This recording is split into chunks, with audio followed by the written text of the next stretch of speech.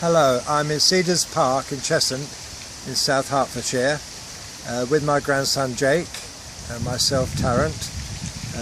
We've been identifying the arboretum trees in Cedars Park, and yesterday, the 1st September, we finally finished identifying all the trees in the main 5 zones in the park, and there are 415 trees. We would have been finished a year earlier, but of course COVID held us up.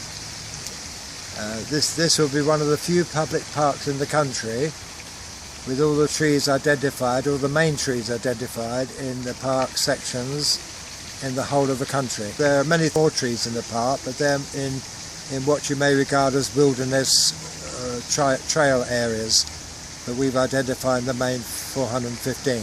At the time of filming, 2nd of September 2021, zones A to E are identified in booklets, 5 booklets in the cafe, and these can be separately bought for 20p each to support printing costs. However, we are in the process of compiling these into one large book for the whole park, which we will also add some additional information to, which the public will eventually be able to purchase for £1.50 or a similar price from the Park Cafe. Thanks for listening.